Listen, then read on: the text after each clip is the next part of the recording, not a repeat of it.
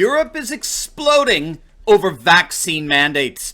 In this video, we're going to take a look at the uprising that took place across the continent over the weekend. We're going to see an extraordinary discrepancy between Eastern and Western Europe in terms of the mandates. And stick with me to the very end of this video when I'll reveal what the uprising ultimately is really all about. You are not going to want to miss this. Greetings, everyone. Dr. Steve here with you. Great to be with you. As always, I am your daily fake news antidote. As each and every day, I provide patriotic analysis to help you to think better so you can feel better in these crazy and turbulent times. So if you haven't already done so, you know what to do. Make sure to smack that bell and subscribe. But before we begin, let me ask you, patriots out there, do you want to help change America? Well, if you're a patriot, I know you do. And we're so excited to announce that we are soon launching a new opportunity for patriots to join our fight for freedom all across our nation, indeed throughout the world. In just a few days, I'm going to be revealing how we can come together and fight tyranny like never before. Now, this is an opportunity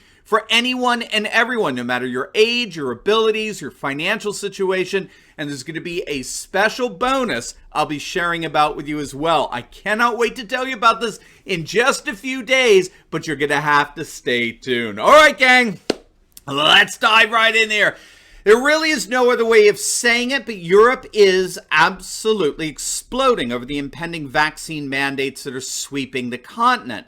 Countless protesters have risen up and declared for all the world to hear that they will not comply with such draconian and tyrannical measures. Now, let's get a sampling of what happened just this last weekend all across the continent. Let's start in Austria, where the mandates promised to be the most tyrannical. Now, just a couple of weeks back, Austria became the first Western democracy, I guess we can now say democracy so-called, to announce that it would mandate COVID vaccinations for its entire adult population.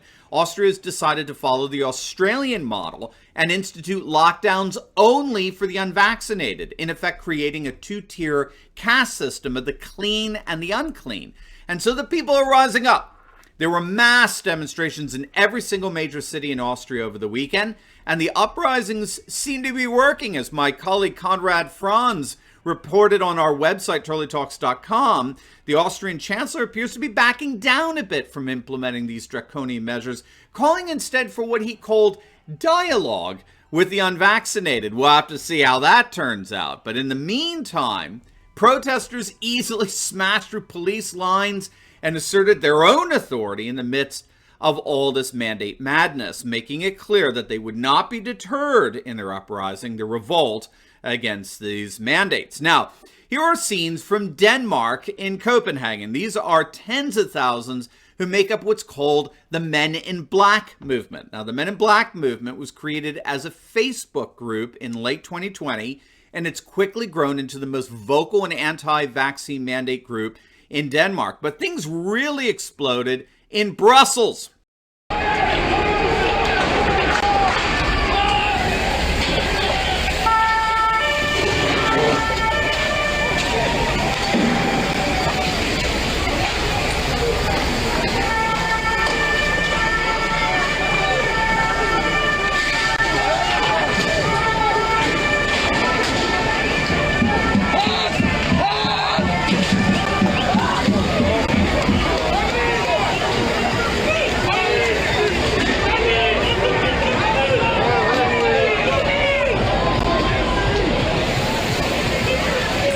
Water cannons, tear gas canisters, they all came out to try to repel the massive amount of protests gathered in defiance of vax mandates and restrictions. And some of the more violent clashes over the weekend, the demonstrations in Brussels were particularly in response to the COVID-19 passports that were implemented as of last October. But as you can see, people were not deterred. Tens of thousands marched through the streets of Brussels demanding an end to these draconian tyrannical measures. And we could go on and on and on. In city after city, all throughout the continent, Europeans are rising up and declaring that they will not comply with what they consider to be dictatorial powers coming from their supposedly representative governments. So what's going on here? Well, again, my colleague Konrad Franz, in his article on turleytalks.com, points out the extraordinary discrepancy between vaccination rates in Western Europe and those in Eastern Europe. You may not know this, but in the former Soviet satellites, right, the former Marxist nations of Eastern Europe, they frankly want nothing to do with these vaccines. Moldova, Romania, Belarus, Georgia, they all have a vaccination rate of less than 35%. Bulgaria's rate is less than 25%. Same with Russia, only about 30% of their population is vaccinated. As Conrad points out, it's rather ironic that the Belarusian President Alexander Lukashenko, who's universally denounced as a tyrant by our Western leaders, nevertheless refuses to impose a vaccine mandate on his nation.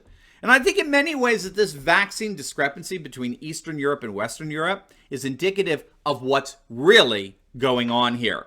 But before we get to that, gang, it is Christmas, and you are definitely going to want to check out our amazing merch store for gifts for the Patriots in your life. We've got the best designs in the world, like our Faucinocchio t-shirt. It's absolutely awesome. We've got some of the best Patriot gear where you can pick out something that spreads hope and supports my channel here at the same time. So make sure to click on that link below and get your Patriot merch today. These designs are punchy and fun. They're the perfect Christmas gift for the Patriots in your life. But gang, they're not going to stick around for long, so do not wait. Click on that link in the description below to both support me and spread Patriot hope, and I cannot thank you enough for it this Christmas season. All right, gang, so this radical discrepancy between Eastern and Western Europe, I believe, demonstrates that the clash over vaccine mandates are symbolic of a far deeper clash that's going on throughout the world. Indeed, it's a clash of two mutually exclusive worlds.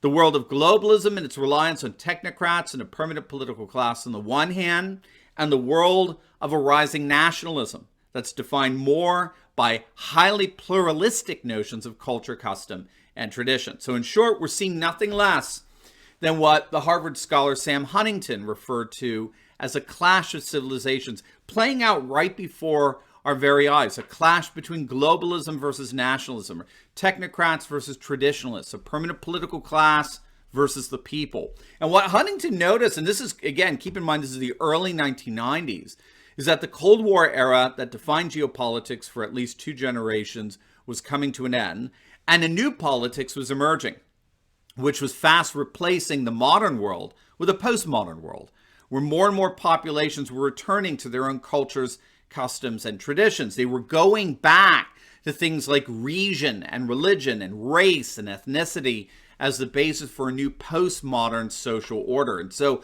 what we can expect to see is more and more populations breaking away from globalist empires and modernist technocrats and the permanent political class, and return instead to their own customs and traditions that define their identities for generations.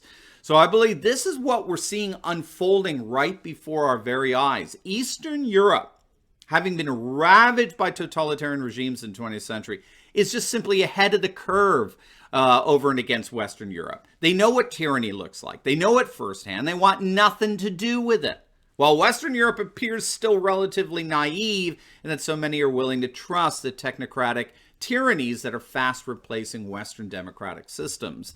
And so what these mass demonstrations all across Western Europe are demonstrating is that a significant portion of the European population is waking up to precisely what's going on here. And hence we're seeing the clash of a worldwide civil war between the technocrats in our political class and the people, a new postmodern people who want nothing to do with the dictates of an aloof globalist aristocracy that governs according to its own values at the expense of the values of the people.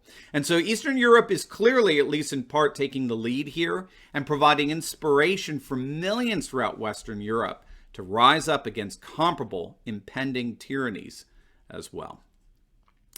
Now, before you go, you will definitely want to check out my latest video on Democrats horrified that what they're calling a Trump coup has actually become a runaway train. You are not going to want to miss this. So make sure to click on the link, and I'll see you over there. God bless.